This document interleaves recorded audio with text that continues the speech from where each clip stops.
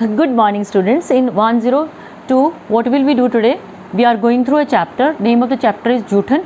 Basically it is a part of autobiography which is written by Om Prakash Valmiki. उन्होंने feel किया as a Valmiki जो एक certain cast को represent करता है, उन्होंने जो जिस तरह का संघर्ष किया, एवरीथिंग ही हैज़ रिटन हियर. आपके लिए एक पार्ट है ये. फाइन. सेकेंड ईयर में आपको ये नॉवल है. So in through this very part it is being conveyed to you कि which type of life they lived, किस तरह की ज़िंदगी वो जीते थे, किस तरह की ज़िंदगी जीने के लिए उनको फोर्स किया जाता था, और किस तरह उनके जो घर थे वो मेन बस्ती से बाहर बनाए जाते थे जहाँ कूड़ा कचरा होता था, और जहाँ लोग डेफिकेट करते थे, लेट्रिन करने के लिए जाते थे, तो वहाँ जितना कूड़ा कचरा होता था वो सारी गंदगी वाला एरिया जो था that was given to those people जो हमारे घरों में सफाई करते हैं, जो हमारे घर का सारा कूड़ा कचरा लेके जाते हैं, और जो लोग हमें हेल्दी रखने में अपना 100% रोल प्ले करते हैं. I told you in previous video also, I am telling you right now also, teacher leave पे है, हार्डली मैटर्स. डॉक्टर लीव पे है, कुछ ना कुछ मैनेज हो जाता है. आपकी शॉप बंद है, मैनेज हो जाएगा. ग्रोसर ने शॉप नहीं खोली, मैनेज हो जाएगा. लेकिन अगर एक सफाई करने वाला कर्मचारी जो है वो नहीं आ रहा है ना, 2 दिन में you feel like you are living in a stinking world. आप बदबू वाली दुनिया में रह रहे हो. यू फील लाइक कहाँ गए, क्यों नहीं आ रहे हैं, कि स्ट्राइक तो नहीं होगी. तो इन लोगों के साथ इतना बुरा व्यवहार करना, क्या ये जस्टिफाइड था? जो लोग हमारी सफाई का ध्यान रखते हैं, हमारी हेल्थ का ध्यान रखते हैं, हमने उनको उठा के सोसाइटी से बाहर कर दिया. And what did we do with them? We just fed them with जूठन. जो हम अपने घर के पेट्स को खिलाते थे, that was given to them. At times वो फूड ख़राब होता था, वो बेचारे चपाती धो के खाते थे. So that was the real condition. Some of the things I have experienced in society I am sharing with you. जो इसमें लिखा गया है इट इज़ 100% ट्रू. मैंने वो बस्तियाँ देखी हैं शहरों के बाहर जहाँ इन लोगों को रहने के लिए फोर्स किया जाता था. उन बस्तियों के आसपास सारे गंदे नाले, सारे कचरे के जो ढेर लगे होते थे वो लगे होते थे. They were not allowed to move out from those places. उनको वो जगह ही वो अलॉट होती थी, और वहाँ जाके जो है वो जो डिफरेंट कास्ट के लोग हैं वो कचरा वहाँ जाके फैलाते थे. They were force to live there. So जो उनकी कंडीशन थी, they were not allowed to write, you won't believe, they were not allowed to enter into schools में उनको नहीं एंटर होने दिया जाता था. इफ़ एवर दे एंटर्ड, अगर कभी डॉक्टर भीमराव अंबेडकर की जीवनी पढ़ना आप लोग, you will come to know, आप गूगल पे डाल के देखना, you will come to know the reality. तो उनको क्या करते थे, उनको सेपरेट जो है एक मैट दिया जाता था, बिल्कुल पीछे बिठाते थे.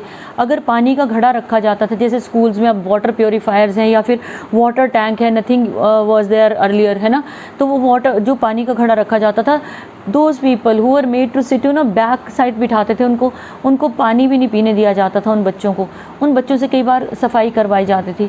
उन बच्चों को जो है वो पढ़ाता नहीं था टीचर, उनको पीछे ही बिठाया जाता था कि ठीक है जो तुमने सुन लिया. उनके साथ बुरा व्यवहार होता था. अपर कास्ट के बच्चों को ये बताया जाता था कि they belong to lower caste, they won't belong to lower community, so you won't be in contact with दम.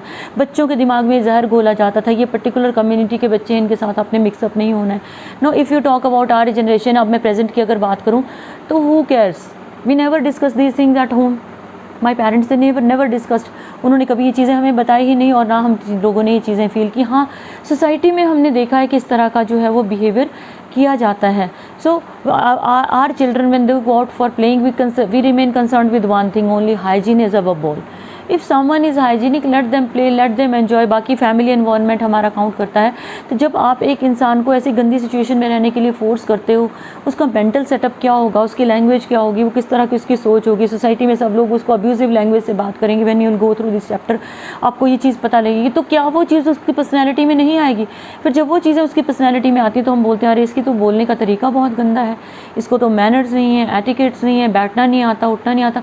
उनको उस सिचुएशन में क्यों, किसने डाला है? सोसाइटी ने ही तो डाला है.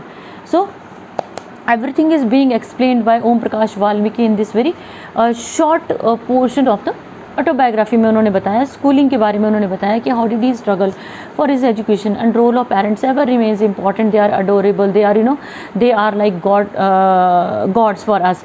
अगर if we are settled today, we are settled because of our parents educated us, they made us feel good, and our teachers were there, they made us feel कि आप ये काम कर सकते हो. so these things really matter in life.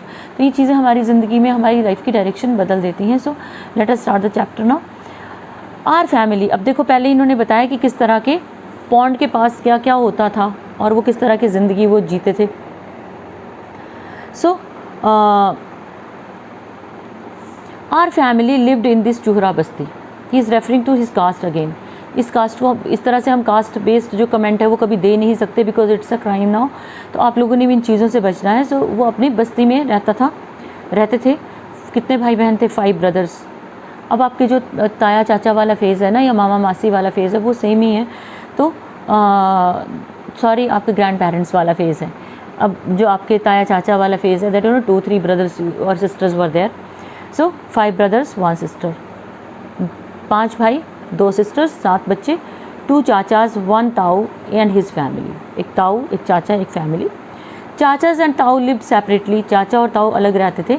Everyone in the family did some work और the other work. सारे लोग काम करते थे, कहते हैं हमारी फैमिली में। Even then we didn't manage to get 2 decent meals a day. सारा काम करके भी कहते हैं हमें ना एक रिस्पेक्टेबल फूड, अच्छा फूड नहीं मिलता था दिन में। We did all sorts of work for the Tagas. Tagas के लिए हम सारा काम करते थे। क्या क्या करते थे? अपर कास्ट है थोड़ी सी ये, क्लीनिंग, सफाई, एग्रीकल्चरल वर्क, खेत का काम, जनरल लेबर जो मजदूरी का काम है।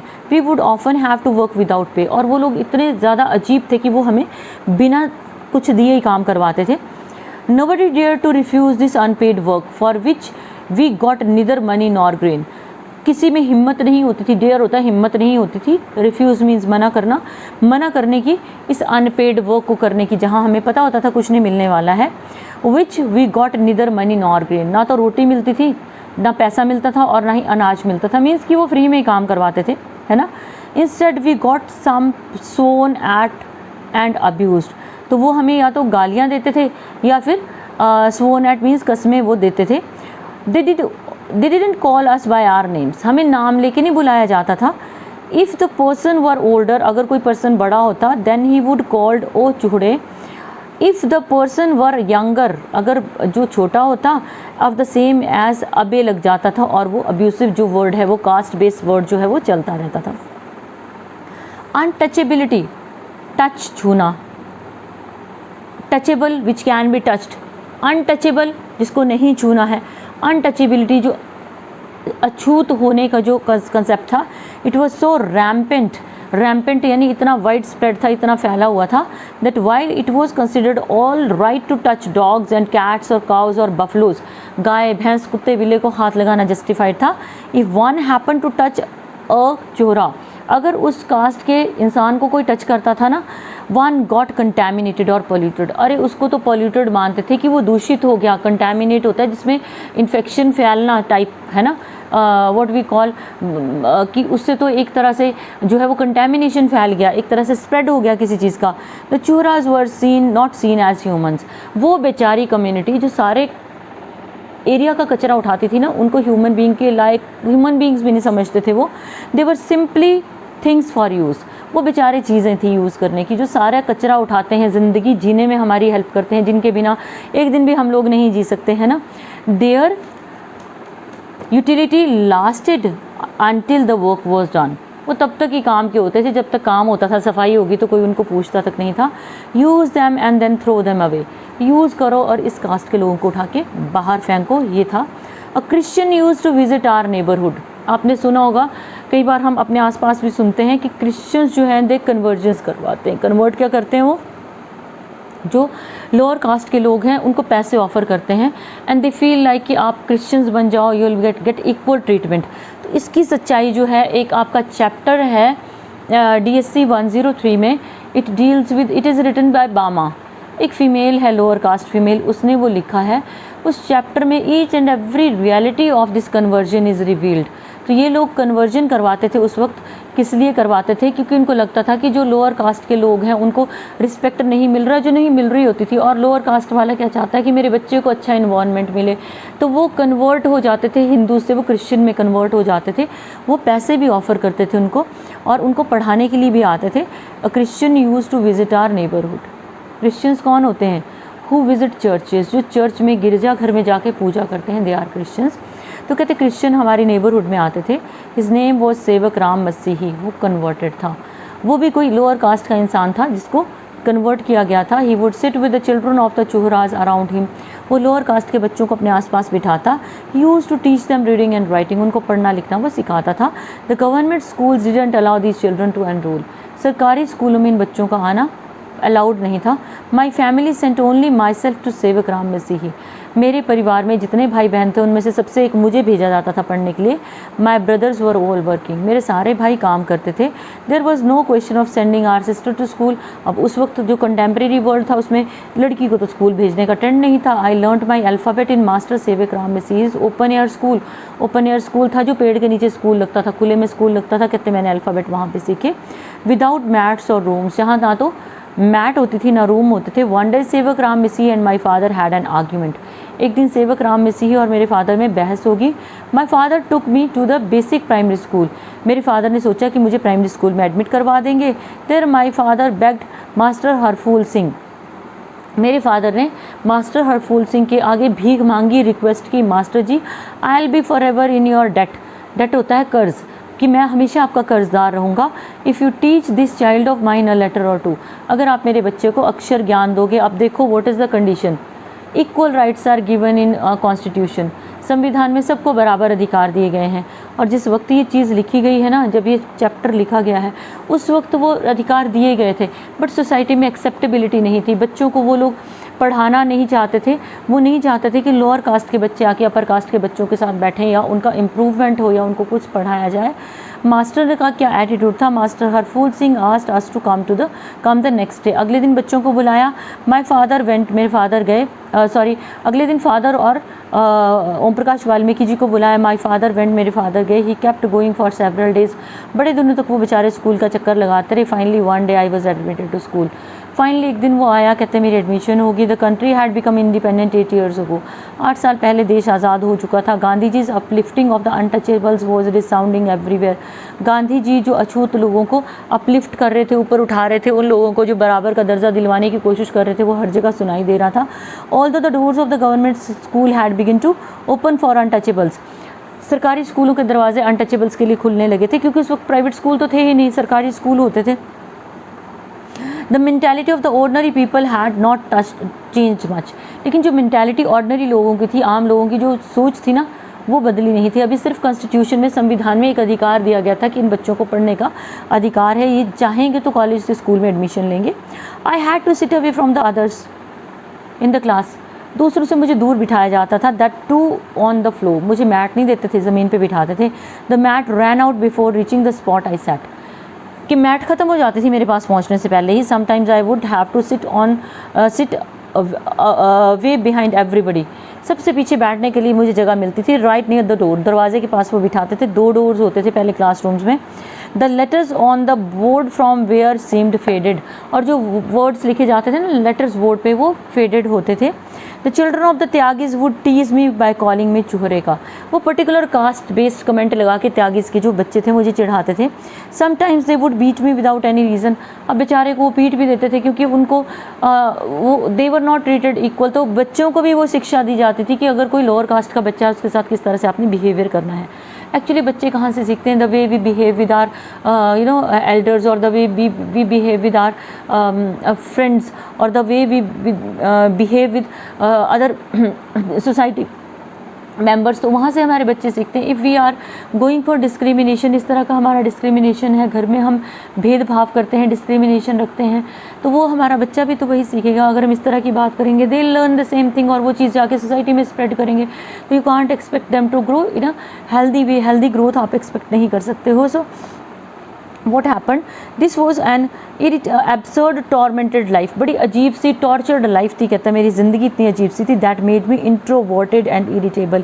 Introverted is a person जो अपने अंदर ही अंदर सब कुछ घोंट के रखता है, जो कम्युनिकेट नहीं करता है, हर चीज़ को अपने अंदर जो है वो घोलता रहता है, कम्युनिकेट नहीं करता. अब बेचारे ऑथर को ये भी दिख रहा था if I talk to my father he would be in trouble. उनको दिक्कत हो जाएगी तो मैं कैसे मैनेज करूँगा. So he didn't share anything with his father. What did he do? He just become irritable. अब वो इतना जहर, इतना पॉइजन उनके अंदर था, इतना ज़्यादा उनके अंदर गुस्सा था, इतना गुबार था कि he didn't feel comfortable. If I got thirsty in school, अब वही कंसेप्ट है जो मैंने आपसे अभी डिस्कस किया कि प्यास लगती, then I had to stand near the hand pump. Hand pump के पास खड़ा होना पड़ता था. The boys would beat me in any case. कई बार लड़के मारते पीटते थे, but the teachers also punished me. लेकिन टीचर भी मुझे ही पनिश करते थे. All sorts of stratagems were tried so that I would run away from the school. हर तरह की कोशिश कोशिशें की गई ताकि मैं स्कूल से भाग जाऊँ and take up the kind of work for which I was born, मैं उस काम को ज्वाइन करूं जिसके लिए मैं पैदा हुआ था। इट वॉज बिलीव्ड, जैसे जब कास्ट बेस्ड सिस्टम को आप पढ़ते हो तो वहाँ क्या बताया जाता है कि क्षत्रिय का बेटा क्षत्रिय का काम करेगा, उसकी फैमिली वही काम करेगी, बेटियों को पढ़ाने का तो कंसेप्ट ही नहीं था। ब्राह्मण का बेटा ब्राह्मण का काम करेगा, ठीक है, जो महाजन है या जो वैश्य है उनका बेटा वही काम करेगा, जो लोअर कास्ट कम्युनिटीज से उनका बेटा वही काम करेगा, जो हमने डिवाइड कर रखी थी on the basis of caste based work. तो वो चाहते थे कि वो बच्चा वापस उसी जगह जाए जहाँ उसके पेरेंट्स जो हैं वो काम कर रहे हैं, जहाँ से वो उसको निकालना चाहते हैं। According to these perpetrators my attempts to get schooling were unwarranted, और इन लोगों का ये मानना था कि मेरी जो कोशिशें थी ना स्कूलिंग की वो बेकार थी, क्योंकि मुझे उनको स्कूल में पढ़ाना, मुझे स्कूल में पढ़ने का राइट नहीं था, मैं ज़बरदस्ती घुस रहा था। तो वो पूरी कोशिश कर रहे थे कि मैं अपनी एजुकेशन को स्टॉप करके जो है वो अपने फादर के प्रोफेशन को ही कंटिन्यू करूं। But his father was very strong willed, he fought against society, he fought against each and every odd for the sake of his son. बच्चे के लिए उन्होंने हर तरह का संघर्ष किया, which made him very successful. Ultimately he became a writer also. Then with the passage of time government job भी मिली, लेकिन वो attitude of the people it was the same, वो बदला लेकिन वो धीरे धीरे बदला, ठीक है। So all these things are discussed in this very chapter, so we'll continue rest of the chapter tomorrow. Good day.